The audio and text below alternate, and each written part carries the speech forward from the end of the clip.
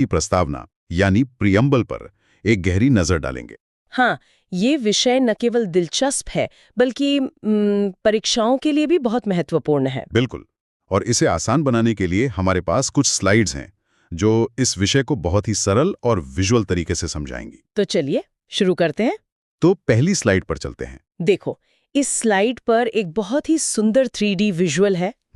एक पुराने जमाने का दस्तावेज जिसे स्क्रोल कहते हैं, वो एक मार्बल की सतह पर रखा है और साथ में एक स्याही वाली कलम भी है। ये हमारे संविधान की मतलब ऐतिहासिक और मौलिक प्रकृति को दिखाता है। हाँ, और स्लाइड का शीर्षक है भारतीय संविधान प्रस्तावना। नीचे 3 मुख्य बिंदु दिए गए हैं: परिचय, विश्लेषण और महत्व। परिचय में लिखा है कि यह संविधान की आत्मा और उसका परिचय पत्र है, एक तरह से पूरे संविधान का सार। और विश्लेषण वाले हिस्से में बताया गया है कि हम हर शब्द का गहरा अर्थ और एग्जाम ओरिएंटेड विश्लेषण करेंगे, सोर्स से लेकर अमेंडमेंट तक। और सबसे जरूरी, महत्व वाले सेक्शन में साफ लिखा है कि इस टॉपिक से यूपीएससी और स्टेट पीएससी में सीधे प्रश्न पूछे जाते हैं। यहाँ मेरा एक सवाल है, अगर प्रस्तावना पूरे संविधान का सार है तो क्या इसकी कानूनी शक्ति भी उतनी ही है जितनी संविधान के दूसरे आर्टिकल्स की? ये एक बहुत अच्छा सवाल है और इसका जवाब हमें आगे की स्लाइड्स में मिलेगा। अच्छा। अभी के लिए छात्रों को ये याद रखना चाहिए कि इसका महत्व बहुत ज्यादा है, खासकर प्रतियोगी परीक्षाओं के लिए। ये स्लाइड तो खुद में एक तरह का एग्जाम अलर्ट है। ठीक है, चलो अब अगली स्लाइड देखते हैं। इस स्लाइड पर देखो, 3 अलग-अलग 3D ऑब्जेक्ट्स हैं। हाँ, एक पुरानी सजावटी चाबी है, एक ज्योतिष की जन्मपत्री जैसा स्क्रॉल है और एक आइडेंटिटी कार्ड। ये तीनों प्रस्तावना के अलग-अलग विश्लेषण को दर्शाते हैं। मतलब अलग-अलग विद्वानों ने इसे क्या-क्या कहा है। अच्छा, तो पहला है संविधान की कुंजी, ये गजेंद्र गढ़कर ने कहा था। हाँ, और दूसरा के.एम. मुंशी ने इसे राजनीतिक जन्मपत्री कहा। और तीसरा N.A. पालकीवाला ने इसे संविधान का परिचय पत्र माना। और आखिर में ठाकुरदास भार्गव ने इसे संविधान की आत्मा कहा। ये सभी उपमाएं इसके महत्व को उजागर करती हैं। ये सब तो ठीक है, लेकिन इन सभी नामों का मतलब क्या है? जैसे कुंजी और जन्मपत्री में मौलिक अंतर क्या है? बहुत अच्छा सवाल। देखो, कुंजी का मतलब है कि ये संविधान के निर्माताओं के दिमाग को समझने की चाबी है।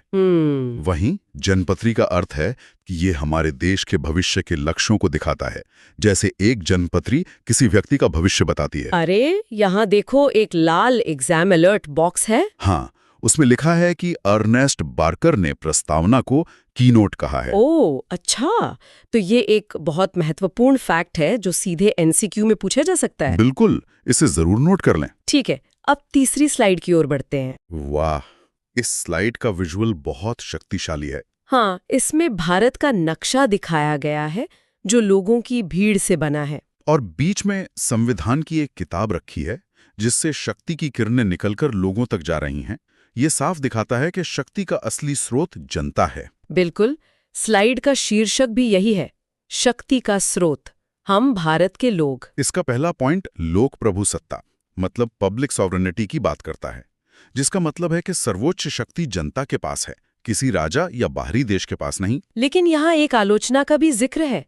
विस्काउंट ने संविधान सभा को सिर्फ हिंदुओं की सभा कहा था। हाँ, ये एक महत्वपूर्ण आलोचनात्मक दृष्टिकोण है जिसे हमें जानना चाहिए। मेरा एक संदेह है, अगर प्रस्तावना कहती है कि शक्ति हम भारत के लोगों से आती है, तो क्या इसका मतलब ये है कि संविधान लोगों द्वारा सीधे बनाया गया था, जबकि इसे तो संविधान सभा ने बनाया था? बहुत सही सवाल। इसका मतलब ये है कि संविधान सभा के सदस्य भारतीय लोगों के प्रतिनिधि थे। उन्होंने ये संविधान लोगों की ओर से बनाया और अपनाया। अच्छा, तो इसलिए अंतिम शक्ति जनता में ही निहित मानी जाती है? हाँ, और देखो, यहाँ फिर से एक एग्जाम अलर्ट है। क्या है इस बार? इसमें लिखा है कि ऑस्टिन ने संविधान सभा को एक सूक्ष्म दल या माइक्रो ग्रुप कहा था। अच्छा, ये भी एक आलोचना है और परीक्षा में पूछा जा सकता है कि ये कथन किसका है। सही। चलो, अब अगली स्लाइड पर चलते हैं। इस स्लाइड में 2 कॉन्सेप्ट्स को विजुअल्स के जरिए समझाया गया है। बाईं ओर संपूर्ण प्रभुत्व संपन्न के लिए एक मुकुट है जिसकी जंजीरें टूटी हुई हैं। ये आजादी को दर्शाता है। हाँ, और दाईं ओर समाजवादी के लिए एक तराजू है जिसके एक पड़ले में इंडस्ट्री है और दूसरे में कृषि, एक संतुलन का प्रतीक। ये बहुत स्पष्ट है। सॉवरेन का मतलब है कि भारत अपने आंतरिक और बाहरी फैसलों के लिए किसी भी बाहरी नियंत्रण से पूरी तरह मुक्त है। और सोशलिस्ट का मतलब समझना बहुत जरूरी है। भारत में लोकतांत्रिक समाजवाद है, साम्यवाद ही नहीं। इसका उद्देश्य हैव्स और हैव नॉट्स के बीच की खाई को कम करना है। बिल्कुल। तो क्या लोकतांत्रिक समाजवाद का मतलब ये है कि सरकार सब कुछ नियंत्रित करेगी? प्राइवेट प्रॉपर्टी का क्या होगा? नहीं, लोकतांत्रिक समाजवाद का मतलब है मिश्रित अर्थव्यवस्था, मतलब मिक्स्ड इकोनॉमी, अच्छा। जहां पब्लिक और प्राइवेट सेक्टर दोनों साथ साथ काम करते हैं। इसका उद्देश्य आय की असमानता को कम करना है, ना कि निजी संपत्ति को खत्म करना। और ध्यान दो, यहाँ नीचे एक एग्जाम अलर्ट है। हाँ, ये DS नकारा केस 1983 के बारे में है। इसमें क्या कहा गया था? इसमें कहा गया कि समाजवाद का उद्देश्य मजदूरों और वंचितों का कल्याण है। ये केस समाजवाद की भारतीय परिभाषा को समझने के लिए बहुत जरूरी है। ठीक है, अगली स्लाइड देखते हैं। इस स्लाइड के केंद्र में एक 3D स्तंभ है, जिसके चारों ओर अलग अलग धर्मों के प्रतीक हैं: ओम, क्रॉस, चांतारा और हंड। ये सर्वधर्म समभाव के विचार को बहुत अच्छे से दिखाता है। बिल्कुल। शीर्षक है पंथ निरपेक्ष, राज्य का कोई धर्म नहीं। इसमें 3 मुख्य बातें हैं। पहली, राज्य का अपना कोई राजकीय धर्म नहीं है। दूसरी, भारत में सभी धर्मों को समान अधिकार और संरक्षण प्राप्त है। और तीसरी और बहुत महत्वपूर्ण बात, पंथ निरपेक्ष शब्द को 42वें संशोधन मतलब 1976 में प्रस्तावना में जोड़ा गया था। तो ये मूल प्रस्तावना का हिस्सा नहीं था। नहीं था। मेरा एक सवाल है, पंथ निरपेक्ष का मतलब क्या ये है कि राज्य धर्म से पूरी तरह अलग रहेगा और धार्मिक मामलों में कोई हस्तक्षेप नहीं करेगा? भारतीय पंथ निरपेक्षता पश्चिमी पंथ निरपेक्षता से थोड़ी अलग है। अच्छा, कैसे? यहाँ राज्य धर्म से एक सैद्धांतिक दूरी बनाए रखता है, लेकिन जरूरत पड़ने पर धार्मिक मामलों में हस्तक्षेप कर सकता है, जैसे सामाजिक सुधारों के लिए। समझ गए। और देखो, नीचे एग्जाम अलर्ट दिया गया है। हाँ, ये SR बम्बई केस के बारे में है, जिसमें सुप्रीम कोर्ट ने कहा था कि पंथ निरपेक्षता संविधान का मूल ढांचा यानी बेसिक स्ट्रक्चर है। इसका मतलब है कि इसे संशोधन करके भी संविधान से हटाया नहीं जा सकता। बिल्कुल, ये बहुत ही महत्वपूर्ण निर्णय है। अब अगली स्लाइड की ओर बढ़ते हैं। इस स्लाइड में 2 चित्र हैं।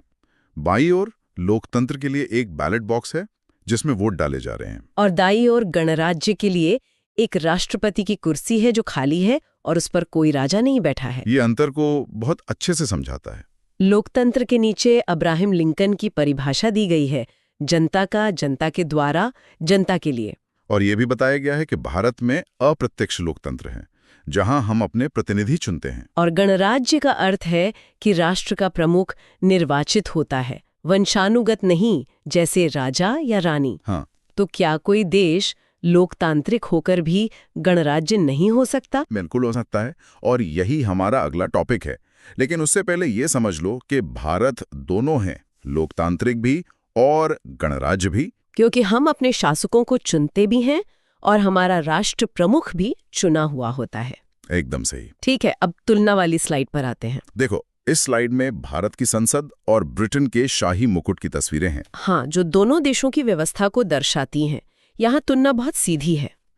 भारत के नीचे लिखा है लोकतंत्र हाँ और गणराज्य हाँ, क्योंकि हमारा प्रमुख निर्वाचित होता है। वहीं ब्रिटेन के नीचे लिखा है लोकतंत्र हाँ, लेकिन गणराज्य नहीं, क्योंकि वहाँ सम्राट या क्राउन का शासन है, जो वंशानुगत होता है। बिल्कुल, ये तुम्हारे पिछले सवाल का सीधा जवाब है। तो इसका मतलब है कि ब्रिटेन में प्रधानमंत्री तो चुने जाते हैं, लेकिन राष्ट्र का प्रमुख आज भी शाही परिवार का सदस्य होता है। एकदम सही। और इसीलिए ब्रिटेन एक लोकतंत्र तो है पर गणराज्य नहीं है। और देखो, यहाँ एक बहुत ही सांप्रतिक एग्जाम अलर्ट है। हाँ, क्या कहता है ये? ब्रिटेन में चार्ल्स III 2022 वंशानुगत प्रमुख बने, उनका चुनाव नहीं हुआ। ओहो, तो ये एक करंट अफेयर्स से जुड़ा तथ्य भी हो गया। बिल्कुल, और ये दिखाता है कि राजशाही वहां आज भी कायम है। चलिए अब अगली स्लाइड पर चलते हैं। इस स्लाइड में न्याय का तराजू दिखाया गया है। लेकिन इसके 3 पलड़े हैं जिन पर 3 तरह के न्याय के वजन रखे हैं, सामाजिक, आर्थिक और राजनीतिक। हाँ, ये दिखाता है कि प्रस्तावना में इन तीनों तरह के न्याय का वादा किया गया है और इन तीनों को समझाया भी गया है। सामाजिक न्याय मतलब धर्म, जाति, लिंग के आधार पर कोई भेदभाव नहीं। और आर्थिक न्याय का मतलब है आर्थिक आधार पर भेदभाव नहीं और अमीरी गरीबी की खाई को कम करना। और राजनीतिक न्याय का अर्थ है सभी नागरिकों को चुनाव लड़ने और वोट देने का समान अधिकार। बिल्कुल, और ये भी बताया गया है कि न्याय का ये आदर्श 1917 की रूसी क्रांति से प्रेरित है। मेरा एक सवाल है, प्रस्तावना में धार्मिक न्याय का जिक्र क्यों नहीं है? जबकि सामाजिक, आर्थिक और राजनीतिक न्याय का है। क्या बात है, तुमने तो सीधे एग्जाम अलर्ट वाला सवाल पूछ लिया। नीचे देखो, बॉक्स में यही लिखा है। अरे हाँ, इसमें लिखा है, प्रस्तावना में धार्मिक न्याय का उल्लेख नहीं है। यह प्रश्न अक्सर पूछा जाता है। बिल्कुल, क्योंकि धार्मिक स्वतंत्रता का अधिकार एक मौलिक अधिकार के रूप में अलग से दिया गया है और पंथ निरपेक्षता शब्द पहले से ही धार्मिक समानता सुनिश्चित करता है। अच्छा, इसलिए यहाँ न्याय के इन 3 आयामों पर ही फोकस किया गया है। सही। ठीक है, अगली स्लाइड स्वतंत्रता के बारे में है। इस स्लाइड का विजुअल बहुत ही रोचक है। एक इंसान का सिर दिखाया गया है जिसके दिमाग में विचार चल रहे हैं, जिसे आंतरिक कहा गया है। और उसके मुंह से एक स्पीच बबल निकल रहा है जिसे बाहरी यानी अभिव्यक्ति कहा गया है। हाँ, यहाँ स्वतंत्रता के 5 प्रकार बताए गए हैं: विचार, अभिव्यक्ति, विश्वास, धर्म और उपासना। विचार को आंतरिक बताया गया है जबकि अभिव्यक्ति बाहरी है। सही। विश्वास का मतलब किसी विचारधारा को मानना, धर्म का मतलब सैद्धांतिक रूप से किसी धर्म को अपनाना, और उपासना का मतलब उस धर्म को व्यवहार में लाना है। विश्वास और धर्म में क्या सूक्ष्म अंतर है? दोनों एक जैसे लगते हैं। विश्वास एक व्यापक शब्द है।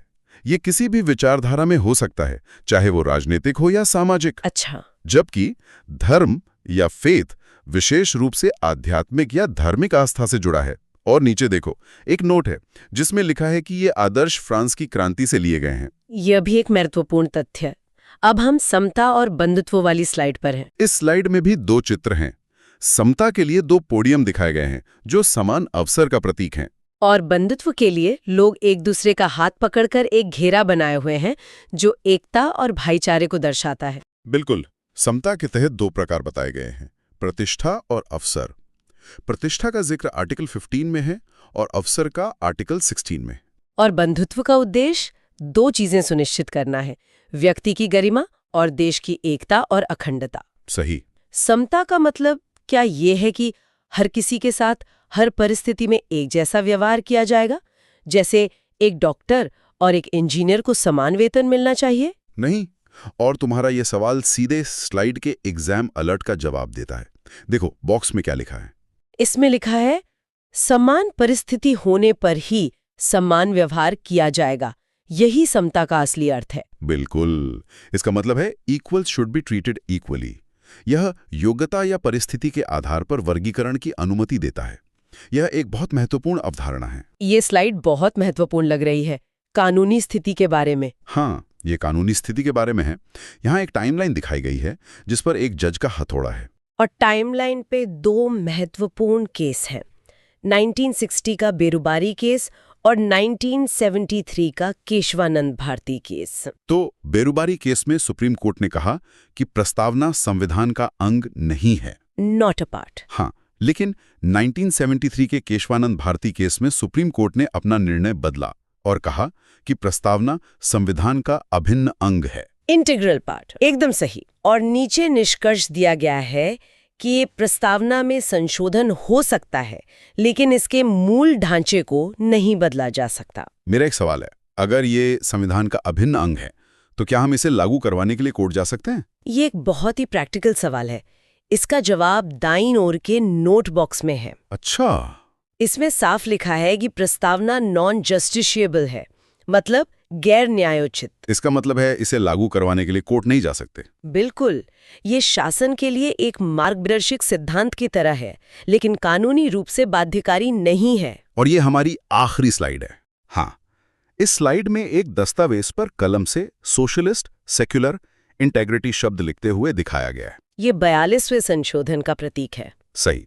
यहाँ 2 मुख्य बातें हैं। संशोधन वाले हिस्से में बताया गया है कि प्रस्तावना में अब तक केवल एक बार संशोधन हुआ है, 1976 में। और इसमें 3 नए शब्द जोड़े गए: समाजवादी, पंथ निरपेक्ष और अखंडता। और महत्वपूर्ण तिथियों वाले सेक्शन में अधिनियम की तिथि बताई गई है, जो है 26 नवंबर 1949। ये वो तारीख है जब हमारा संविधान अपनाया गया था। तो क्या संविधान लागू भी इसी दिन हुआ था? नहीं, संविधान को अपनाया 26 नवंबर 1949 को गया था, लेकिन ये पूरी तरह से लागू 26 जनवरी 1950 को हुआ, जिसे हम गणतंत्र दिवस के रूप में मनाते हैं। हाँ, और 26 नवंबर को हम संविधान दिवस के रूप में मनाते हैं। ये एक बहुत ही आम कंफ्यूजन है जिसे छात्रों को स्पष्ट रखना चाहिए। उम्मीद है आज की क्लास ने आपको एक नई दिशा दी होगी। अगर आपको मेरा ये प्रयास अच्छा लगा हो तो वीडियो को लाइक करें और चैनल को सब्सक्राइब ज़रूर करें। इससे मुझे आपके लिए और भी बेहतर कंटेंट बनाने की प्रेरणा मिलती है। और हाँ, इस वीडियो को अपने दोस्तों के साथ शेयर करना ना भूलें।